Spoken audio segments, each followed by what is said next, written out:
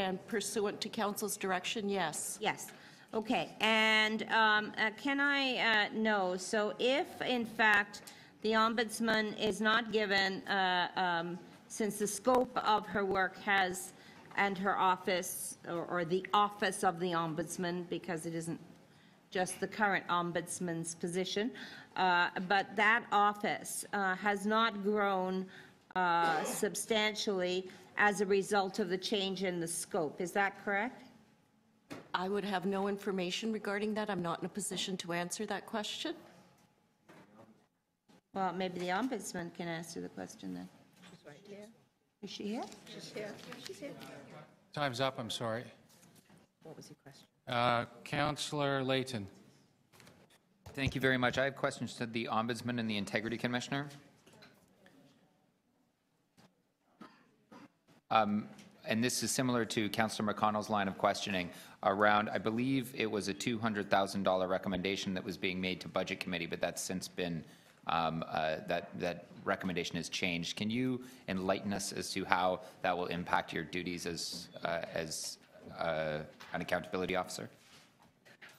Through you, Mr. Chair, the budget ask was for 6 new positions at $440,000. And the ask surrounded a combination of increased volume and complexity of cases, but most of all about the expanded jurisdiction that City Council gave us last May. And if you're not able, or if Council doesn't grant at least part or in its entirety this increase, will you be able to fulfill the mandate of the office and the duties that you've been assigned? Through you, Mr. Chair, I'm turning complaints away now. I will not be able to conduct the investigations that I'm currently being asked to do. And if you're not able to conduct the investigations? Through you, Mr. Chair, then I will not be fulfilling the mandate. Where do the the requests to start investigations come from? Through you, Mr. Chair, a combination of citizens and residents, elected representatives, and sometimes from public servants. How many requests from elected representatives did you receive requests from last year? I don't have that number on me, Councillor. Were you able to complete all of the requests that were made by members of Toronto City Council? Through you, Mr. Chair, yes, last year, and no to this year. So you weren't. Did the number of requests from councillors increase from last year to this year? Through you, Mr. Chair, I don't have that number in my head. Okay. To the Integrity Commissioner, what will the reduction in the change in recommendation from the staff recommended budget to the one that was coming from the Budget Committee mean to the function of your office? Through you, Mr. Chair, the impact will be twofold. The first will be that there will be what I believe to be an unreasonable delay in the handling of complaints that I deal with in my office. There is a backlog of complaints. I continue to get complex complaints. And as I explained at the earlier meetings of Budget Committee, I'm one person. When I'm engaged in one matter, I can't be engaged in other tasks relating to another matter. So there's delay. The other significant impact is that I will not be able to seek legal advice or other external expertise when necessary, which I think is a really important and critical function for my office to have. Thank you very much. Councillor Perks. First to the Ombudsman. Last year, I believe it was, you signed an agreement with the TTC saying that you would take on a new responsibility. Correct. And that this is the responsibility for providing public oversight of the constables. Correct. So if there's a complaint with a constable, someone's not happy with the way TTC management handled it, it would be referred to you. Yes. Have you been given any additional resources to deal with that? No. Okay, thank you. To the city solicitor, we are obliged by the City of Toronto Act to operate these offices, yes? Yes, it is a requirement of the City of Toronto Act to have these accountability officials. And it's actually, I mean, it doesn't spell out an amount, but it's actually a requirement that we provide enough money that they can do their jobs. Well, that would be assumed that there has to be a reasonable amount. If this is required by legislation, they have to be able to fulfill their function. Thank you very much. Thank you. Thank you very much. We'll take it. Would have liked to have had more consultation on, but in fact we built as much as we could into the process, and so it was far from a rubber stamp. The one thing in this budget that comes to us in raw form are the accountability offices. All of the accountability offices come to us in raw form because they are independent officers who bring their budgets directly to us, to no one else. Those you have to deliberate over yourselves without benefit of financial analysis. But if you remember what you asked of these accountability officers back last May, those of you who were in office then, if you remember what you asked of them and how you increased their mandate, you must act today to give them the resources to do so, because you asked them to submit those resources to the 2015 budget process. Thank you very much, Councillor Carroll. And then I had Councillor Layton to speak. Thank you very much, Mr. Mayor. In 3 minutes, I'm just going to try to make one point very clear, is that I think, unfortunately, I think we're taking on one of the traits of the last term of council, and that is to try to put off the dealing with quite real financial problems today to tomorrow. And I'm going to try to illustrate that through a couple things. First off, I was going to sing the praises of our planners in hopes that I could compel folks in the committee to reinstate the heritage planning positions that were unfortunately revised in the budget coming from Budget Committee. But I'm happy to hear that I think that that's going along. I had at least hope to hear something about our accountability officers, based on what our experience in the last term of council, as well as what we heard throughout the mayoral debate, was that they wanted more accountability and integrity at City Council. And based on some of the things I've read that were said during that time and prior to that, that we would have great fans in the administration of the Ombudsman and the Integrity Commissioner. Unfortunately, though, what we're seeing is their rather modest budget requests that have been flatlined for years being eliminated, and that's a shame.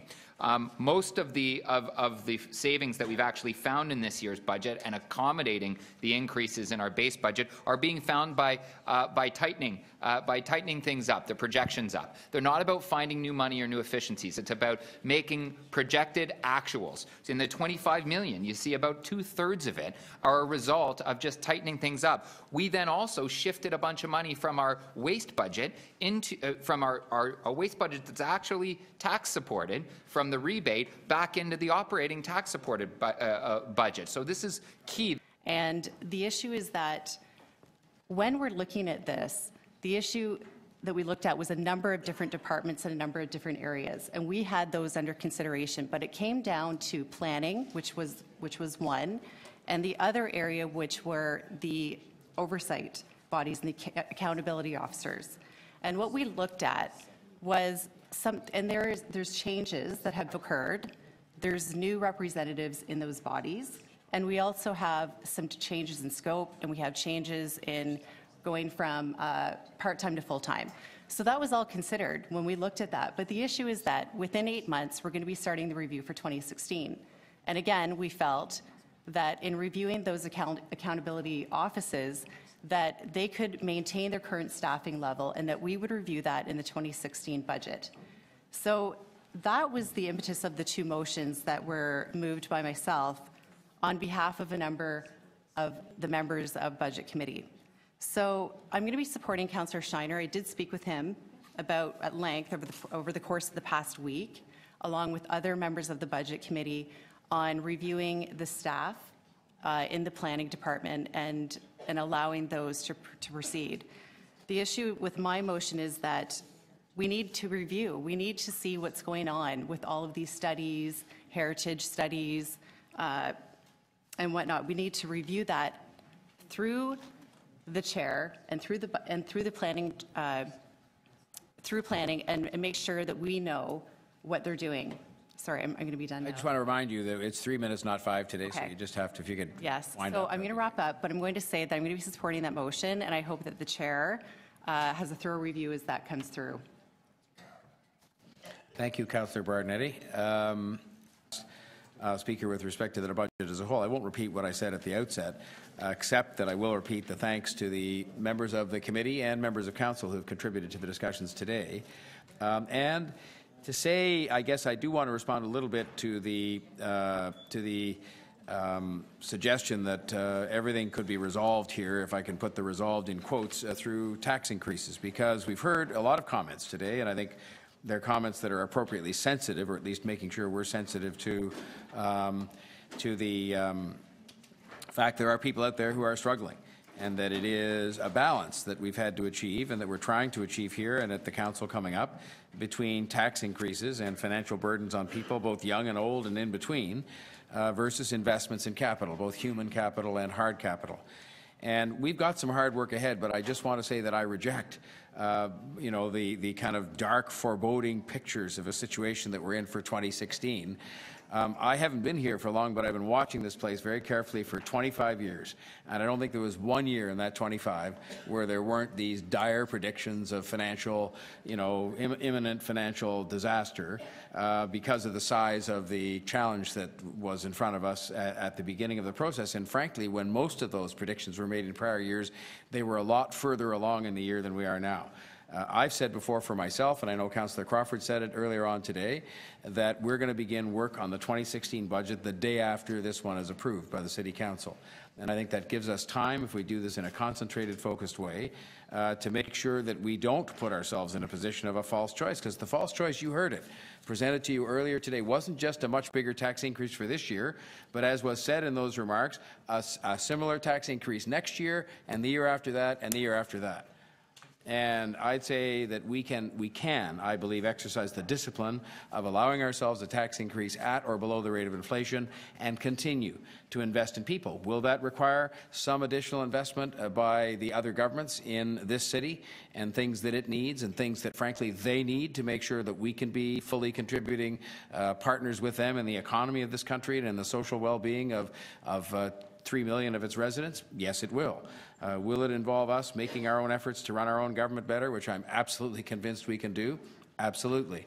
But the notion we should just resign ourselves now to the fact that the only way out of this is through big tax increases this year, next year, and the year after that, and the year after that, I don't accept it. I think that's an admission of failure, and I think it's an admission of defeat before we've even begun the process of dealing with next year's budget. And so I think the days of these kinds of false choices should be over. And I think this budget has been a good example where we have actually worked together and not presented ourselves with a bunch of false choices, but rather said, how can we achieve, admittedly, I will say admittedly, with what I call this smoothing solution that we've offered for the in the face of the cutbacks from the province.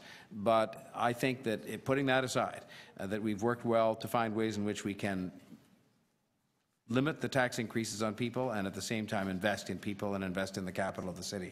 And so, needless to say, I'll be voting for the budget.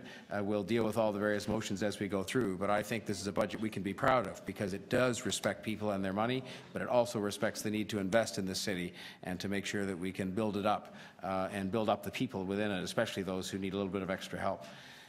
So I will stop there and ask the clerk if she will help me with the motions that we now have to go through to